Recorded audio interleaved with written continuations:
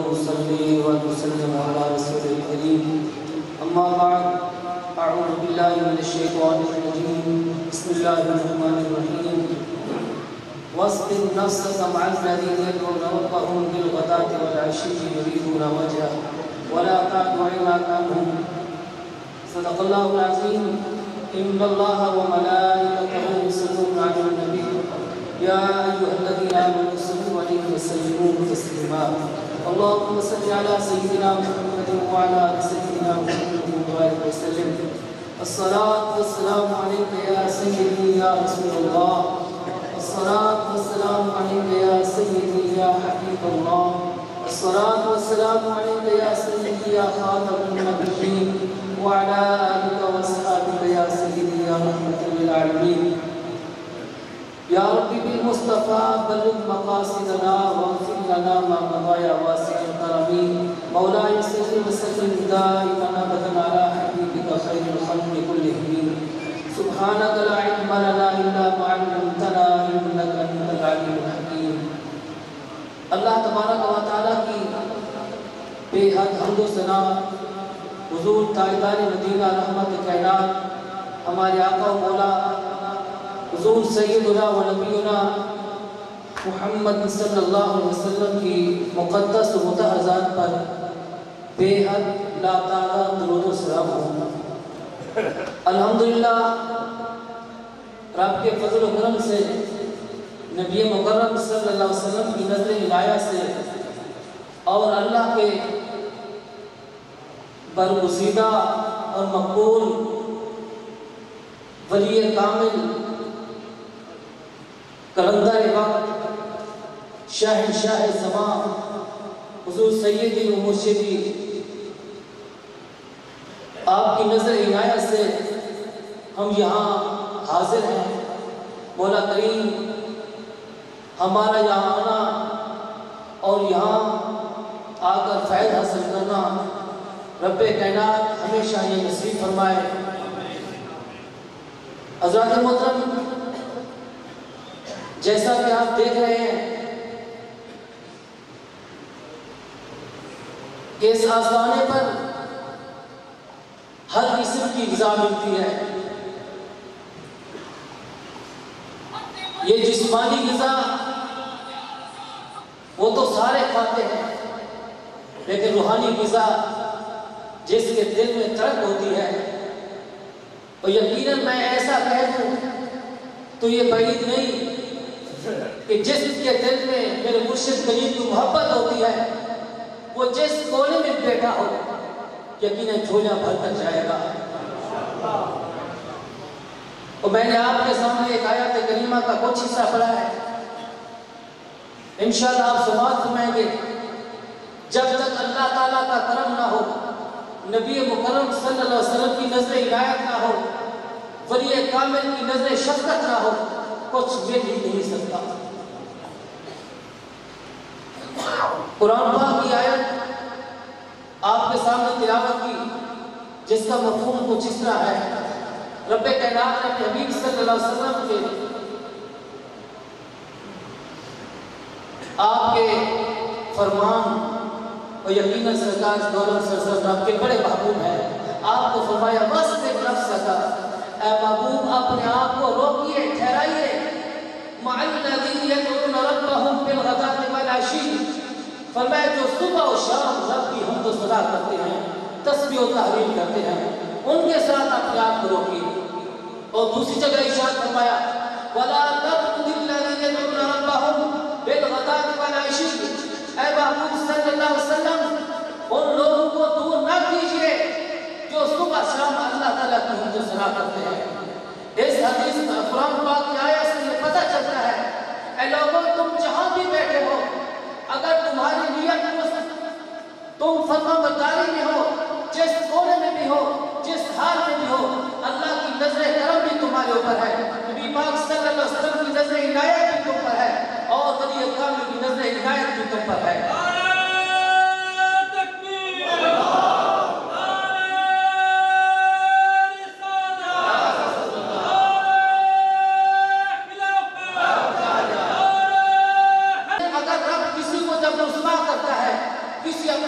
کا مخالف بنا دیتا ہے، یہ جب سبب بنتا ہے وہ تباہ و برباد ہو جاتا ہے۔ ایک حدیث پاک کے حوالے سے میں عرض کرتا ہوں، صحابہ پہلے صحابی رسول تھا، ایک دن نبی پاک صلی اللہ علیہ وسلم کی بارگاہ میں حاضر ہوا، عرض کرنے لگا حضور دعا کرے اللہ تعالیٰ مجھے بہت رزق دے۔ سرکار پاک صلی اللہ علیہ وسلم ارشاد فرمایا جس حال میں ہے اسی حال میں بہتر ہے۔ پھر کہنے لگا، جب تیسری بار کہنا تھا کہ آقا صلی اللہ علیہ وسلم میں جاؤ اللہ تبارک و تعالیٰ تمہیں بہت مال دے گا۔ جیسے گیا میرے سرکار نے فرمایا یہ شخص مرتد ہو جائے گا۔ مرتد کا معنی میں عرض کرتا ہوں، مرتد وہ ہوتا ہے اسلام میں شریعت کے مطابق جو ایک دین کو چھوڑ کر دوسرا دین اختیار کر لے، اور تصوف کی اسے مرتد اسے کہا جاتا ہے جو اپنے مرشد کو چھوڑ کر چلا جائے، یہ تصوف کی اسے مرتد کہا جاتا ہے۔ یقیناً جو اسلام میں شریعت کے مطابق مرتد ہو جائے اس سے بھی رب سے کچھ نہیں ملتا، سرکار دو عالم صلی اللہ علیہ وسلم کی بارگاہ سے کچھ نہیں ملتا، وہ بھی ذلیل و رسوا ہوا رہ جاتا ہے۔ جو اپنے مرشد کو چھوڑ کر تصوف کی روح سے مرتد ہو جاتا ہے وہ بھی جہاں پھرتا مارا پھرتا ہے کسی درس سے کچھ نہیں ملے گا۔ اگر اسے ملے گا تو واپس اپنے مرشد کے پاس آئے گا، اپنا ایمان پورا درست کرے گا، پھر اسے فیض حاصل ہوگا، ورنہ کبھی نہیں ہوگا۔ یقیناً آپ کافی مثالیں دیکھ چکے ہیں۔ اس آسمان پر میرے مرشد کریم ایک دفعہ جملہ فرما رہے تھے، ویسے کافی جملے آپ سرکار پاک ایسے ہیں۔ ایک دن فرمایا ہے لوگوں ہمیں کسی چیز کی کوئی پرواہ نہیں، یہ دیکھنے کی لائٹیں لگی ہوئی ہیں، ایک بلب جب فیوز ہوتا ہے ہم اسے اتار کر دوسرا لگا کرتے ہیں، اسے اتار کر دوسرا لگا کرتے ہیں۔ یہ روڈ کے برقرار رہے گی، جو ہم سے گیا وہ دنیا سے گیا، اسے کچھ نہیں ملے گا۔ بہرحال مرتد کہتے ہیں شریعت کی اسے جو ایک دین چھوڑ کے نبی پاک صلی اللہ علیہ وسلم پاک شریعت کو چھوڑ کر دوسرا دین اختیار کر لے اسے بھی مرتد کہا جاتا ہے۔ تصوف کی اسے جو اپنے مرشد کریم کو چھوڑ کر چلا گیا وہ بھی مرتد ہے، اسے بھی کچھ نہیں ملے گا۔ میرے سرکار پاک صلی اللہ علیہ وسلم نے فرمایا یہ شخص مرتد ہو جائے گا، اور یقیناً ایسے ہی کچھ ایسے لوگ بھی تھے، میں اپنے دل کی آواز آپ کو سنا رہا ہوں، ایسے لوگ بھی تھے میرے مرشد کریم نے پہلے فرمایا تھا تو میں یہ وہ لوگ ہوں گے جو ایک وقت ہوگا میری مخالفت کریں گے۔ ایسا ہوا نہ نبی کریم صلی اللہ علیہ وسلم کا فرمان جھوٹا ہو سکتا ہے، اور میرے مرشد کریم فرماتے اللہ کے فضل و کرم سے ان کا فرمان بھی جھوٹا نہیں ہو سکتا۔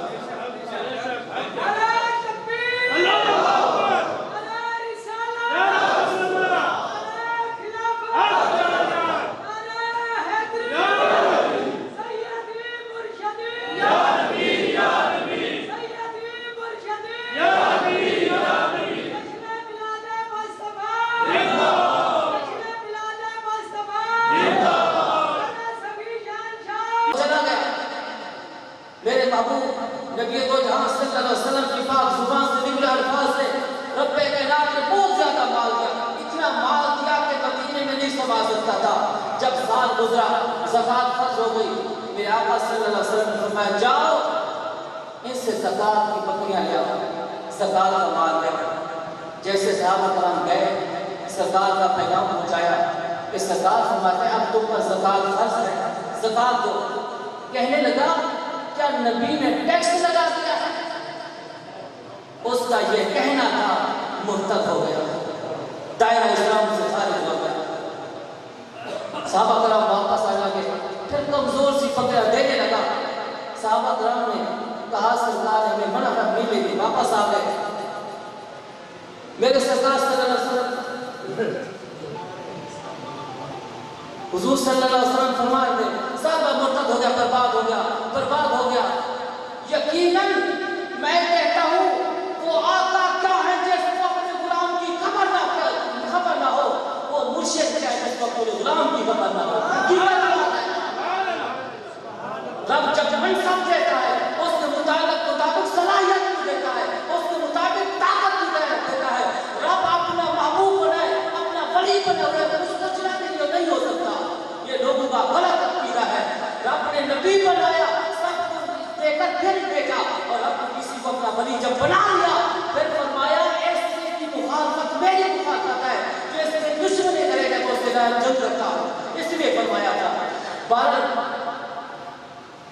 جب میرے آقا صلی اللہ علیہ وسلم نے فرمایا یہ مرتد ہو گیا، یہ برباد ہو گیا، یہ برباد ہو گیا، پھر ایسا ہوا جب سرکار دو عالم صلی اللہ علیہ وسلم ظاہری حیات طیبہ سے پردہ فرما گئے، حضرت ابوبکر صدیق رضی اللہ تعالیٰ عنہ کا زمانہ آ گیا، وہ پھر مکرے لے کر آیا، کہنے لگا قبول کر لو۔ حضرت ابوبکر صدیق رضی اللہ تعالیٰ عنہ کا عقیدہ دیکھو، انہیں پتہ تھا جو سرکار کی بارگاہ سے گیا، جس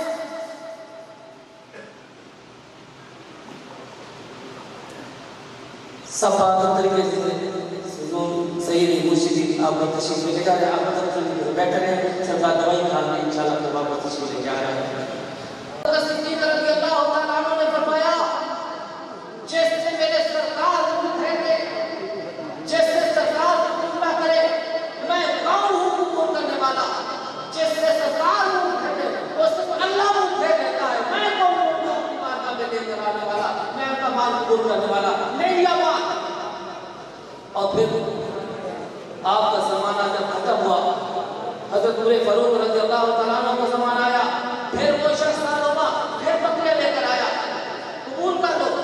آپ نے فرمایا جس سے اللہ کا رسول منہ پھیر لے، اللہ کا رسول قبول نہ کرے، صدیق اکبر قبول نہ کرے، وہ چہرہ پھیرے، میں کون ہوں قبول کرنے والا، جو سرکار دو عالم صلی اللہ علیہ وسلم کی بارگاہ سے فرمایا دور ہو جاتا ہے، وہ کسی غم کا نہیں رہتا، میں بھی قبول نہیں کرتا۔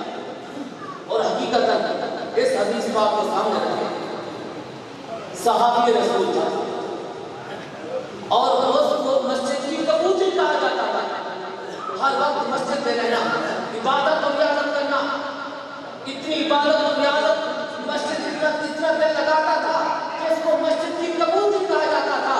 لیکن کیا ہوا؟ نبی کریم صلی اللہ علیہ وسلم کا نافرمان نکلا، آپ کی بات نہیں مانی، میرے سرکار کو دیکھ رہے تھے اس کا کیا حال ہوگا، فرمایا جس حال میں ہوا اسی حال میں بہتر ہے۔ اس نے پھر کہا اس سے ہمیں دہشت ہوتا ہے، لوگوں اگر مرشد کریم کچھ فرماتے یہ میرے لیے بہتر ہے، پھر آگے سوال نہ کریں، ہو سکتا ہے بار بار کہنے سے وہ چیز مل جائے لیکن کوئی بھی چیز بربادی کا سبب بن جائے۔ اور کچھ لوگ ایسے تھے جنہوں نے مخالفت کی، یقیناً کھاتا رہا، رزق بڑھتا رہا، سالوں کا بھی ایسا تھا، لیکن اس کی آخرت برباد ہو گئی، اسے کچھ نہیں ملا۔ صدیق اکبر کے در سے جان گیا، اس سے بھی کچھ نہیں ملا، عمر فاروق کے در پہ گیا، اس سے بھی کچھ نہیں ملا۔ مقصد یہ ہے لوگوں جب اللہ ناراض ہو جائے، اس کا رسول ناراض ہو جائے، پھر جہاں مرضی کتنے لوگوں کو نہیں ملے گا۔ الحمدللہ یہ آستان ایسا ہے، ایسا آستان ہے کہ یہاں سے سب کچھ ملتا ہے، لیکن بات یہ ہے کہ ہم سمجھتے نہیں، ہمیں سمجھ نہیں آتی، ہم سالوں وقت ظاہر کو دیکھتے ہیں، حقیقت کو نہیں دیکھتے۔ اگر حقیقت کو دیکھ رہے ہیں، صحابی رسول جس حال میں تھے، میرے سرکار میں ایسے چیزیں مان گئے جو نہیں مانا پھر بربادی کا سبب بن گئے، اور رب کائنات نے فرمایا اے معبود ایسے لوگوں کے ساتھ رہے آپ جو صبح شام اللہ کی حمد و ثنا کرتے ہیں، صبح شام ذکر اذکار کرتے ہیں، تسبیح و تحلیل کرتے ہیں، اور بڑی بات فرمایا وَلَا تَعْدُ عَيْنَاكَ عَنْهُمْ، فرمایا ان سے کبھی نظر نہ ہٹائیں، ان کے دیکھتے تھے وہ آپ کی نظر میں رہے، اور یقیناً اللہ تعالیٰ بھی اس پر نظر کرم فرماتا ہے، نبی صلی اللہ علیہ وسلم کی نظر عنایت فرماتے ہیں، اور اللہ کا ولی بھی نظر عنایت فرماتا ہے۔ جس جگہ بیٹھا لیکن شرط جائے نہ فرمانی نہ کرتا، اللہ کا نہ فرمان، اس کے رسول کا نہ فرمان، اور یہ کامل کا نہ فرمان، اسے کچھ نہیں ملتا۔ اگر فرما برداری میں آ جائے، جس کونے میں بیٹھا ہو، اللہ بھی کرم فرماتا ہے، رسول اللہ صلی اللہ علیہ وسلم کی نظر عنایت ہو جائے، اور یہ کامل نظر شفقت ہو سکتا ہے۔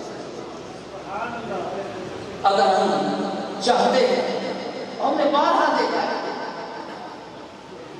جو دیر سے آتا ہے مسجد کی زیارت دیر سے کر جاتا ہے، لیکن شرط یہ ہوتی ہے اس کے دل میں مسجد کی محبت ہوتی ہے.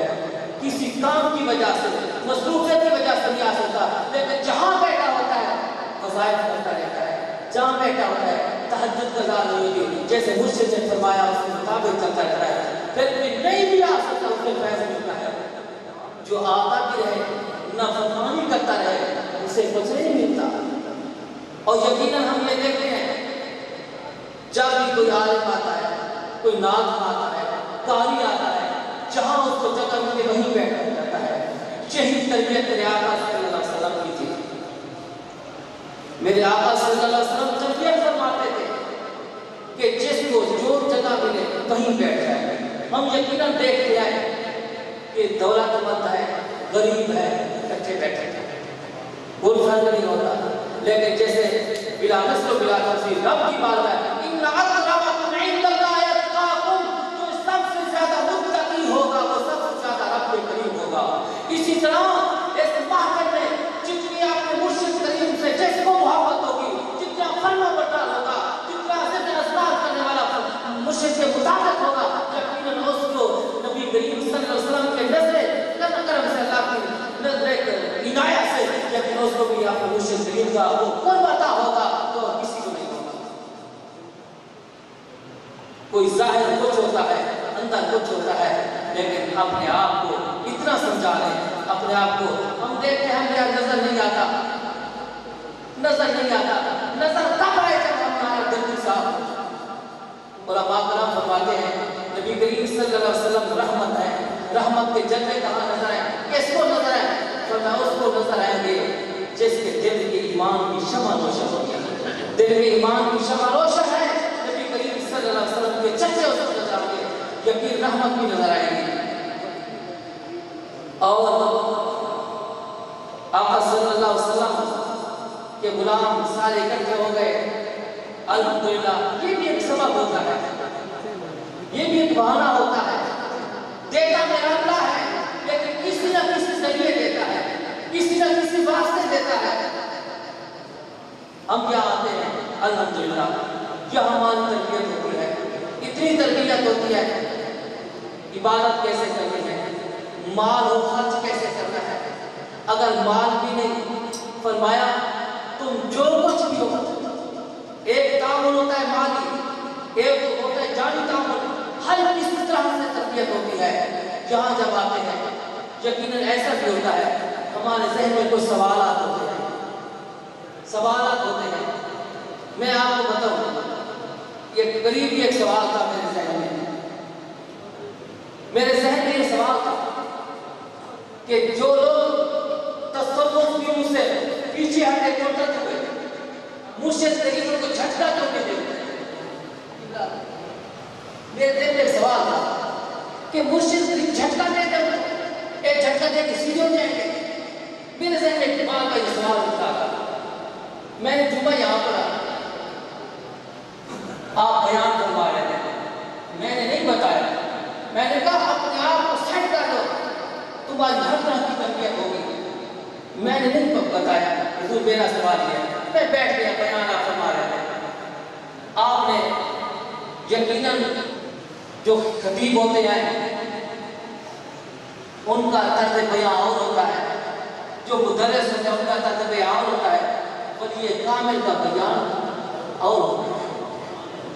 ولی کامل ہر کسی کے ذہن کو، دل کو پڑھتے ہیں، اس کے مطابق بیان کرتے ہیں. یہاں ایک میں اور عرض کروں، ایک دن میرے ذہن میں سوال آتے ہیں کہ مرشد کریم جو بیان فرماتے ہیں کچھ بول کے اعتراض کرتے ہیں. تو ایک دن میں یہاں آیا کہ مرشد کریم فرمایا کہ بات یہ ہے میں بیان جو بھی کرتا ہوں، جو مجھے سرکار دو عالم صلی اللہ علیہ وسلم سے حکم ہوتا ہے میں وہی بیان کرتا ہوں. اتنی بڑی بات ہے. فرمایا میں عوام کے مطابق نہیں کرتا، علماء بیٹھو ان کو مطمئن کرنے کے لیے بیان کرو، ان کو تسلی دینے کے لیے، ان کو اپنا بنانے کے لیے بیان کرو. فرمایا ایسا نہیں ہوتا، میں بیان کو کرتا ہوں جس پر مجھے حکم ہوتا ہے. میں خاموش ہو گیا. اچھا یہ جو سوال تھا میں نے یہ بتایا نہیں، میں نے یہ بتایا کہ میرا یہ سوال ہے کہ ایک پیچھے ہٹ گیا ہے مخالفت کر رہا ہے، مخالفت کر رہا ہے، آپ جھٹکا دے رہے تھوڑا. میں نے سوال کیا، آپ بیٹھے تھے پر رسول پر، آپ نے ویسا فرمایا جب اللہ تعالیٰ نے حکم فرمایا ابلیس آدم علیہ السلام کو سجدہ کرو، اس نے سجدہ نہ کیا.